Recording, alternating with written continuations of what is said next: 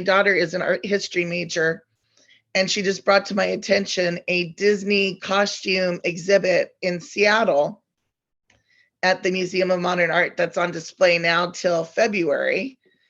And it's a hobby my daughter and I have. For those of you who don't know, we like to travel to museums around the world for different exhibits. So a year ago, I went to see the King Tut exhibit in Los Angeles. And we go all over the world to different museums and exhibits. So that was the most recent one was, hey, Mom, how about let's John up to Seattle? So I need a little more COVID numbers to come down first, but it's definitely on the list, and I'll have to send her that soundtrack. She'd love it. All right. Well, Lisa is on the mainland and not joining us this morning. So it's just me this morning. I don't know if Keanu's back on yet. He is back in town from his NAR training in Chicago. The market is hopping and moving, which I'm happy to see. We had a little bit of like a little lull there for a minute. We hit this heavy peak 3-4 weeks ago, and then kind of things started to cool a little bit where we weren't seeing 20 offers, we were seeing 5 offers. And they weren't as heavily overpriced. And 20 over ask instead of 100,000 over ask. So I'm happy to see that we are starting to accelerate again. The last 10 days, I've been seeing more offers, more over full price, properties that I would consider kind of esoteric, but not languishing on the market for a while, starting to go into escrow and move, both on the commercial side and the residential side. So very, very, very exciting. One of the things I wanted to talk about, as you all know, is this is a year of renewal for the Code of Ethics, and not everyone is on every week. So I hate to feel like I'm beating the same drum, but you have a Code of Ethics class that is due for credit this renewal period. If you have not taken it, you can take it through RAM. They have many offerings that you can take. You can also take it online through NAR. So does everyone know how to find Code of Ethics information at NAR?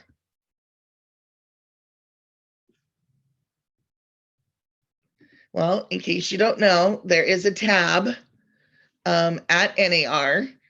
And if you Google search, it will bring you up to a whole page on the Code of Ethics and the standards of practice. If you start to visit our offices, or as you come in on your next visit to the office, you will see we are posting large blue posters.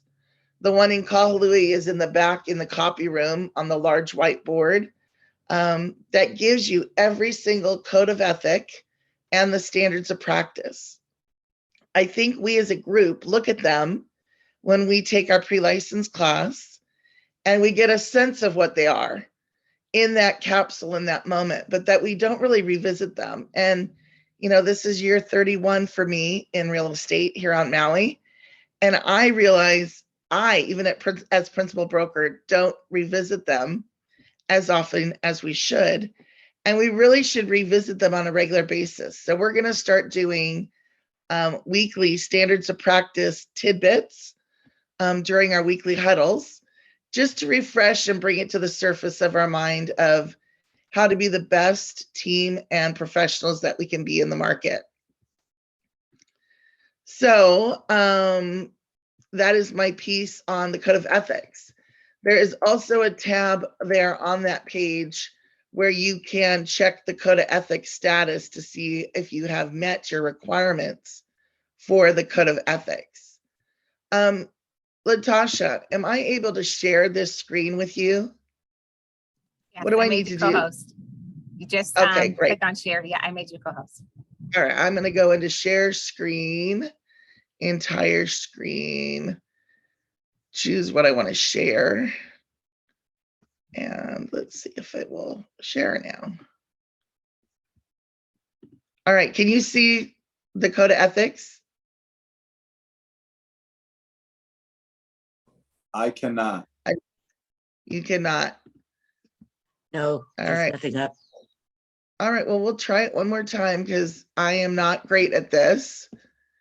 I want to share the entire screen, share. I think I was just clicking on the wrong spot. How about now?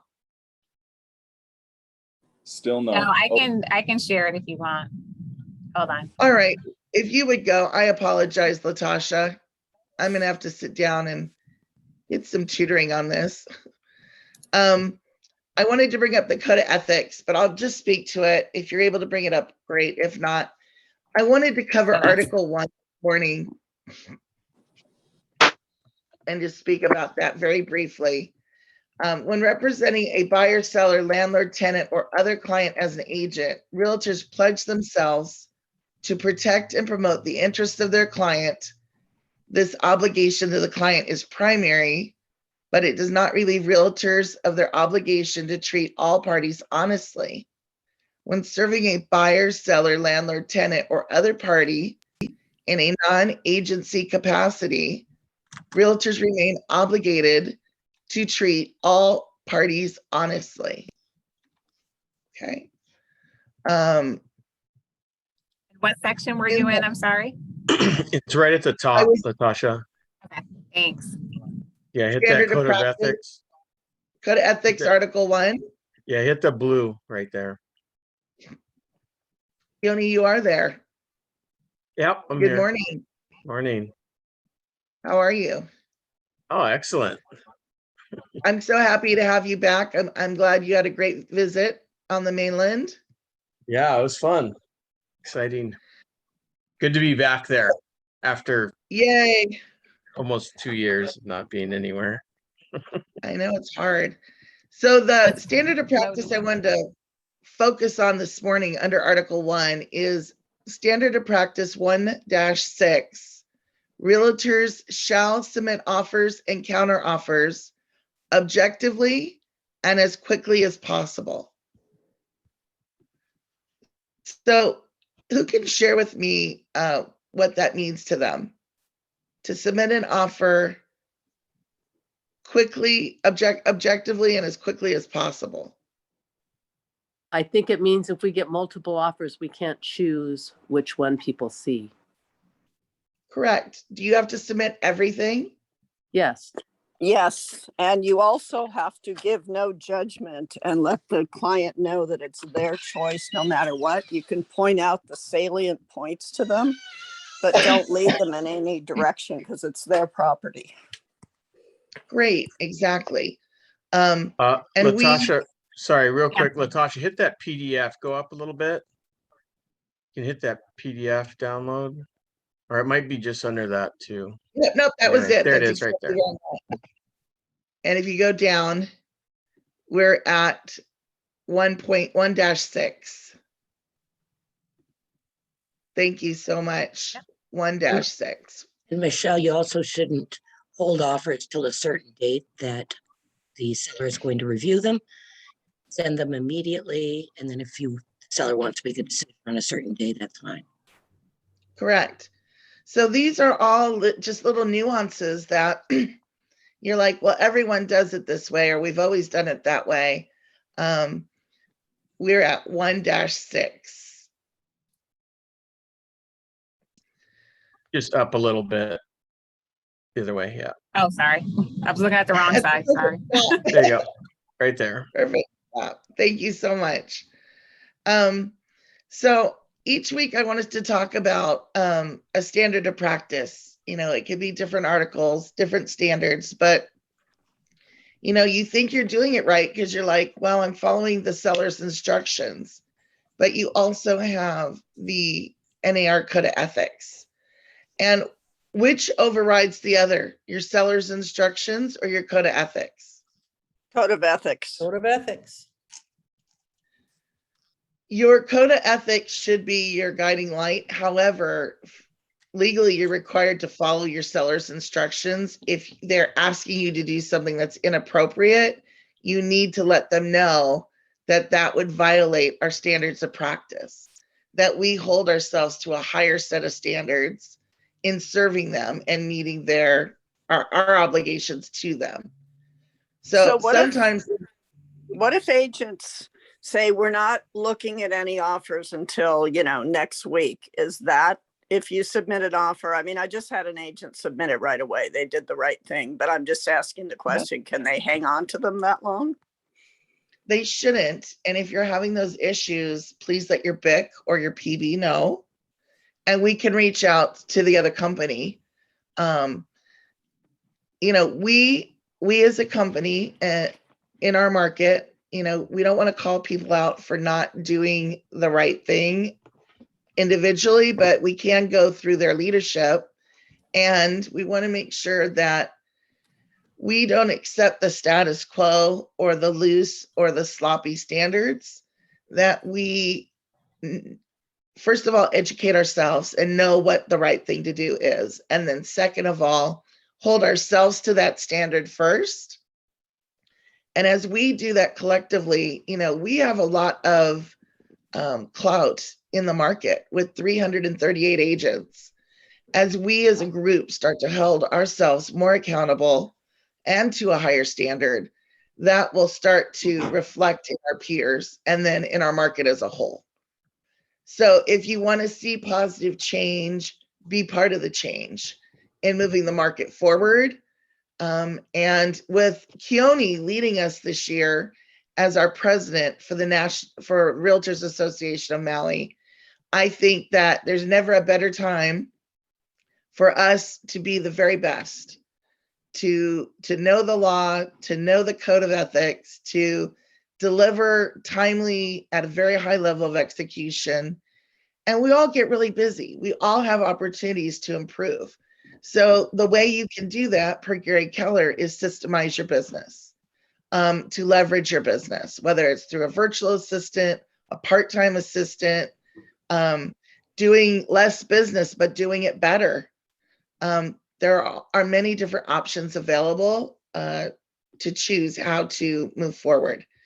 Keone, is there anything you'd like to share with us this morning about your trip to NAR and your training and what you're looking for in the year ahead?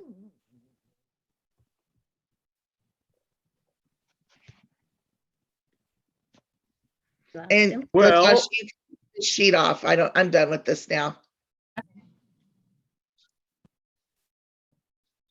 Let's see. Well, we did. It was a pretty good trip to Chicago. It was a National Association leadership, and we had, you know, all the leaders there giving the rah rah. But some of the ones was, I'm just looking at my notes here real quick from that. Sorry to put you on the spot. I just thought you might be inspired to share something. Maybe even your vision for the next year. You know, going on that code of ethics thing, there is the what is it called? The C2EX is a Yes. program that you can do online, and it kind of, I don't know what it actually does. I haven't done it yet. There's two of them. There's that one, and there's another one that kind of boosts your code of ethics and knowledge and all that kind of stuff. And then I think you get a little like certificate or something when you do it, when you finish it. Yeah. Anyway, A new we'll certificate. push. Say again. I think it's a new certificate. New certificate. Yeah, so I'll look more into that, and maybe next week we can kind of promote that more with links and things like that. That was a big thing. Lawrence June from he's a national economist for the association, National Association, and he's kind of Yes. warning that the interest rates are going to rise because he thinks that the Federal Reserve is going to stop buying mortgage-backed securities, which will Correct. make That's in the the interest news. rate right.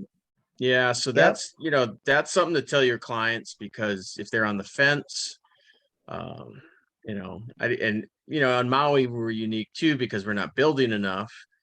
And that comes from Paul Brubaker, a Hawaii economist. You know, we haven't been building for years in the state, and especially on Maui. So anyway, there was some other good stuff, and but I think that big one for the agents would be that C2EX, and we'll get you guys more information on that, and you guys can work on that and see what Awesome. it's all about. Thanks for sharing. I appreciate that. Okay, last week, as a follow-up, I'm sorry, Benjamin, I see your hand is up. Yeah, I just wanted to go back to the conversation that we were having about the submit offers. Now that's submitting offers to the owner. That's not like dealing with it, right? For Correct. example, That's okay. submitting it to your. Okay, just giving it to the principal. Okay, I just wanted to clarify. So it's still okay to take all the offers and deal with them on Wednesday. That's an acceptable thing. When you receive the offers, they should be submitted to your client as they come in. And Then that's if all your that, seller has said, yes, I want to review them on Wednesday, then you can sit down and review them on Wednesday of everything that's come in. okay, I assume that was. But the case. you should not hold them. They should Okay. go. Thank you. I just wanted to clarify. Yeah. You're very welcome. Emily Wilson, I see you've got your hand up. Yeah, I also have a question about that. So I've seen listings that say they're not accepting offers until a certain date. That's okay? Well, it's not okay, but what you can do is say, acknowledge that statement, especially if it's in the MLS remarks, and say, my client has tendered their offer today. I'm submitting it today. You have then done your part if you're representing a buyer. If you're the seller agent and your seller, your client has said, I want to review them all on Wednesday. That's great. My obligation to you is to give them to you immediately upon receipt. You have an opportunity to review them ahead of time. And yes, we can review them at X time. Okay, thank you. You're welcome. Okay, so I want to revisit with Marion Holler. We had a conversation last week about the lifting of the eviction moratorium and what that's going to look like going forward. So here in Hawaii, there will be mandatory mediation required prior to eviction. So no one's going to show up on your doorstep and have 5 days to evict your clients. There is a process. There is a form that the tenant has to complete at Maui Mediation Services to trigger the beginning of that mediation process. And the timeline is being staggered by months. So if you are 4 or months more in arrears, that's the first group that will go to mediation. And then the next month, 3 months or more, 2 months or more, 1 month or more, until you get to January. Once we get to January, any evictions will go right into mediation. You don't have to be a certain number of months behind. Marion, is there anything you want to speak to on that or add on that? No, I just wanted to make sure everybody understood that we have our own rules here. I have a We question. do. Yes, Nancy. If I have a friend who a landlord is trying to evict her, but they're not behind in rent. So can they just give them the 45-day notice and have them leave? What's the basis for the eviction? She hasn't said. She's just not happy with them and she wants to get rid of them for whatever reason. She's not saying. Well, it's a complicated legal analysis on whether they have a lease or don't have a lease, or they're month to month, or they're holdover. Their status is a primary concern. Is the lease in writing? What's the basis for the eviction on the notice? I'm happy to talk with you one-on-one Okay. if you have specifics to her situation. Okay. Thanks. But it's not black and white. Maybe, maybe not. It depends on all the details. Emily. Yeah, I don't think that person can evict their tenant. I think they can possibly give them notice to leave, but an eviction's a really negative thing. And homeowners are supposed to be able to get their property back. Mhm. Well, they can't if they have a lease. You can't just arbitrarily in the middle of a lease say, here's your notice to vacate early, if you're on a written fixed lease. So like I said, lots of details we need to look at and analyze. Emily Wilson again, and then Ben. Oh, no, my hand was still up. I'm sorry. Okay, great. Ben.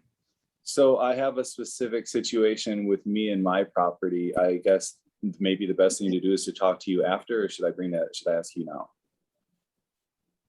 You can do either. You can ask me now if you want to Okay. share, or you can call me. I have a client whose lease is up as of June, and she doesn't want to move out. And I want to move back into the property.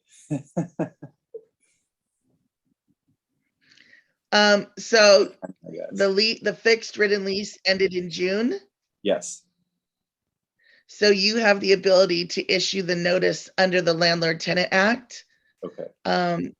Because now she's on a month-to-month lease. Okay. And so give her And 40. you can give her a written 45-day notice. Okay. And Marion or Keone, anything you want to add to that? Yeah, there are two reasons why you can ask someone to leave that gives you a little more strength, which is either the owner wants to reoccupy or you're renovating. And since you are the owner and looking to reoccupy the unit, I'd have to check the actual code, but I believe if you give that person more notice, I believe it's 90 days, they have to get out. And Okay. so just double check the landlord tenant code, and I will too, just because I need to know that, but you do have more reason than just because you want her out. Okay. Well, I did give her notice, but I don't recall if that was in writing or not. I said she has 3 months. I think it was a phone call. Okay. Always in writing. Always in writing. Real Gotta estate. put it in the writing. Gotcha. Of course. Yes. Remember that you want to do it certified return receipt also. Save the receipt. That's what the court notices. Yep. Also, you can call the landlord tenant hotline, which is a great way to get free legal advice, and ask them, specifically about your situation, and they're pretty helpful there. So Great. Thank you for that, Keone. Absolutely. Such good sharing and information this morning. I'm so excited. Okay. We have 7 minutes. I'm going to open the floor to questions, any topic, anything that's going on in the market you want to talk about. It's all about you guys. Who wants to go first?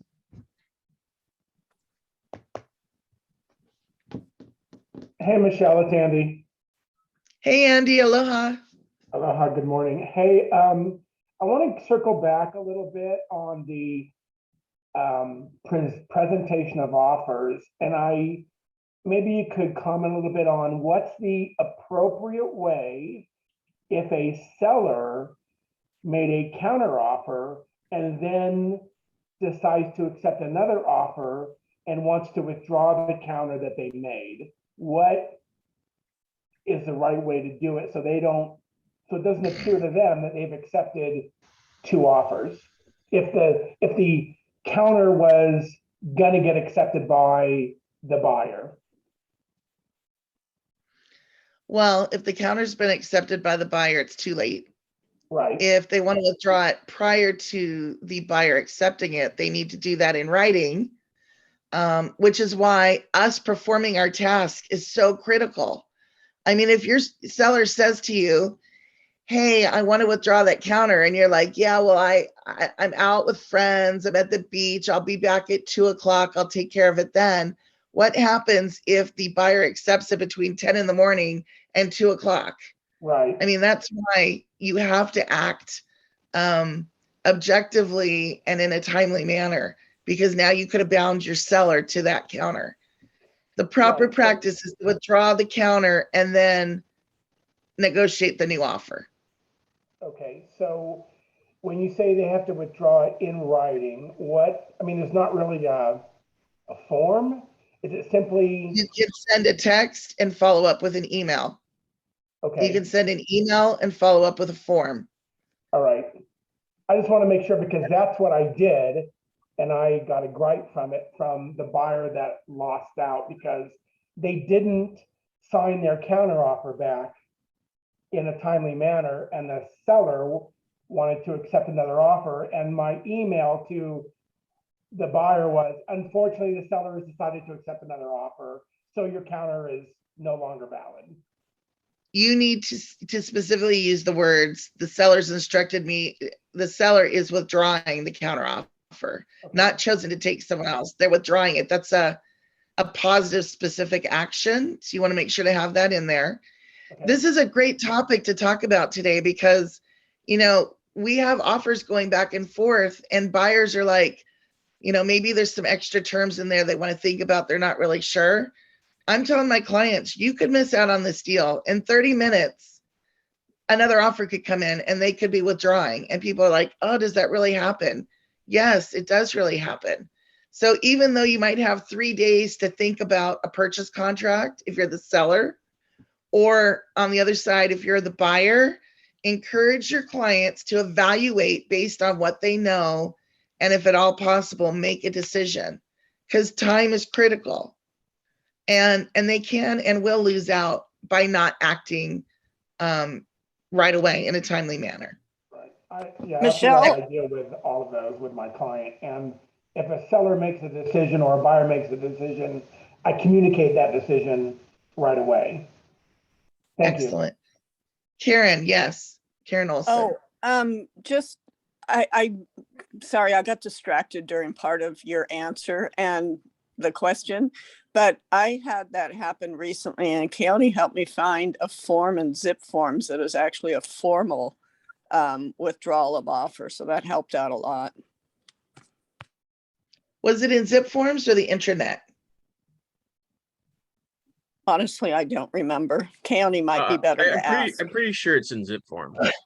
I think it was too. County's brilliant. Whatever he says goes. Must be a Maui thing. We don't have anything like that in Big Island Zip Form file. Excellent. Should be in there. I'll check again. I'll let you know, Andy. All right. Who else has a question this morning? I do. So we got notified by Zip Forms that we're supposed to use the new forms. Does that mean we Yes. don't use the templates that we've already created? We just start over again? We try to update our templates when new forms are released. If you see that there is a form that's been updated and we have not updated our templates, please reach out to us and let us know. We'll go in and do that. Marion, I saw you shaking your head. Did you want to comment on that? Yeah, so our templates automatically update and roll into the new version in November and May. Your personal templates, if you are creating personal templates, those will not. Okay. So you will need to pull the new form when it's released in November. Okay, and create new templates for ourselves. If you are creating a template for yourself, yes. Okay. Thank you. Mhm. Kim Willenbrink.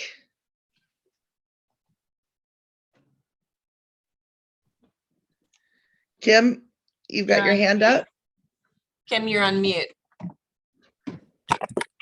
Oh, hi, me, Kim here. I just want to introduce myself. My name is Kim Willenbrink. I'm very new to the team and I'm trucking along as quickly as I can. Thank you. Aloha. Welcome, Kim. Aloha. And for those of you who don't know Kim, Kim is a wealth of information. She's worked at the County Council for County of Maui. She's also worked in the planning department. So she's a wealth of information, very seasoned. And please introduce yourselves and welcome her. While we're doing that, I'd like to introduce our newest member, Michelle Pa'api. Please. Michelle, you want to say anything? She just joined us yesterday. And again, welcome. mega agent. So we're very excited to have her on board. Hello, everyone. Nice to meet you. Hi, Michelle. Welcome. We're so excited that you've joined Keller Williams. Thank you. I'm glad to be here. I'm excited too. Excellent. All right. Anyone else have anything you want to contribute, share? Let's fill some buckets this morning. Who has something they want to share? Someone that's had a great experience this week they want to speak about?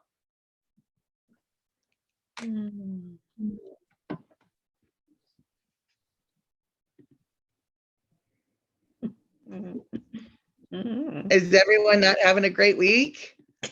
Okay, I'll share a good experience. It wasn't the outcome that I wanted, but just the fact of a very professional agent who's been in the business a long time and is also a good friend.